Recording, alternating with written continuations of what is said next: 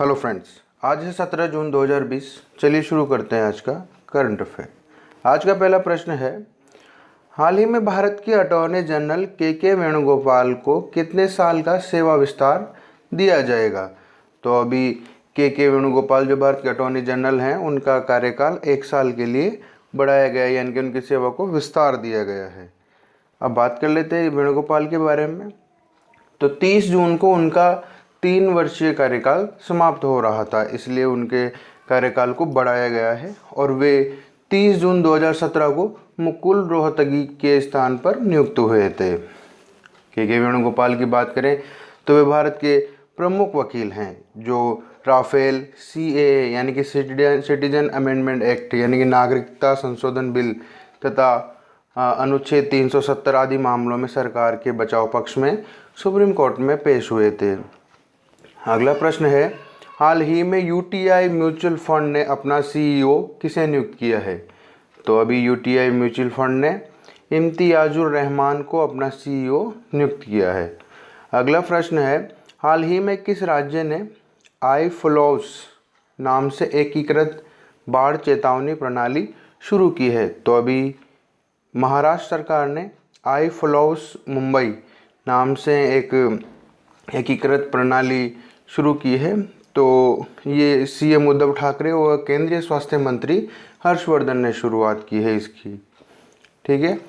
अगला प्रश्न है, हाल ही में भारत का विदेशी मुद्रा भंडार किस उच्चतम स्तर तक पहुंचा है? तो पहली बार भारत का विदेशी मुद्रा भंडार $500 बिलियन तक पहुंचा है। अब देख लेते हैं इसके बारे में कुछ। तो विश्व में सर्वाधिक विदेशी मुद्रा भंडार वाले देशों की सूची में अब भारत 5वें स्थान पर है तथा इस मामले में चीन पहले स्थान पर है। अगला प्रश्न है, RBI द्वारा निजी बैंक शेयरधारिता मानदंडों की समीक्षा करने के लिए किसकी अध्यक्षता में वर्किंग ग्रुप का गठन किया गया है? तो अभी PK मोहंती की अध्यक्षता में इस वर्किंग ग्रुप का गठन किया गया है। अब PK मोहंती कौन है? तो ये RBI के कार्यकारी निदेशक हैं। RBI की बात करें तो 1 अप्रैल 1935 को RBI की स्थापना हुई थी। मुख्यालय मुंबई में है और प्रेजेंट टाइम पे गवर्नर शक्तिकांत दास हैं जो 25वें नंबर के गवर्नर हैं। अगला प्रश्न है, किस ऑटोमोबाइल कंपनी ने अपनी अमेरिकी ई-बाइक कंपनी ज़ेनज़े से बाहर निकलने और अपनी कोरियाई सहायक कंपनी सैमसंग पर नियंत्रण छोड़ने का निर्णय लिया है? तो ये अभी भारतीय कंपनी महिंद्रा एंड महिंद्रा ने निर्णय लिया है, क्योंकि अभी जो निवेश हो रहा था वो घाटे का सौदा साबित हो रहा था, इसलिए ये निर्णय लिया गया है। अगला प्रश्न है, हाल ही में श्री अतुल श्रीवास्तव का निधन हुआ है, तो वे कौन थे? तो वे सेल के निदेशक थे। अब सेल क्या है? तो SAIL Steel Authority of India Limited है और इसकी स्थापना 19 जून 1954 को हुई थी। मुख्यालय नई दिल्ली में है और CEO इसके अनिल कुमार चौधरी हैं। अगला प्रश्न है, भारतीय रेलवे के सेंट्रल रेलवे जोन ने AI यानी कि आर्टिफिशियल इंटेलिजेंस आधारित किस रोबोट को लॉन्च किया है?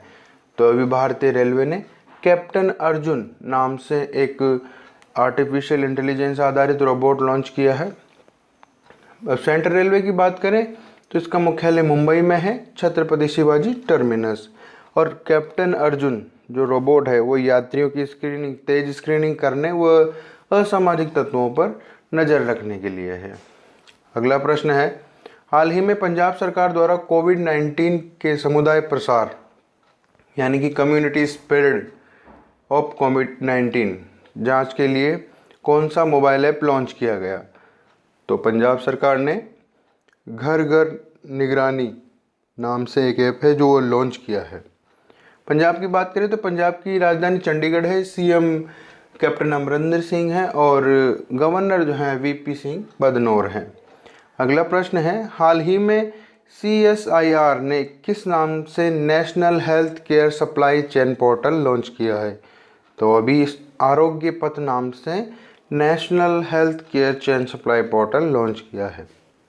CSIR ने यह सर्वोदय इन्फोटेक के साथ मिलकर विकसित किया है। अब CSIR की बात करें तो इसकी फुल फॉर्म होती है council of scientific and industrial research. इसकी स्थापना 26 सितंबर 1942 को शांति स्वरूप भटनागर ने की थी और अभी वर्तमान हेड इसके शेखर सी मंडे हैं और इसका मुख्यालय नई दिल्ली में है। अगला प्रश्न है, हाल ही में रिलायंस जियो में 2 नए निवेशक कौन हैं?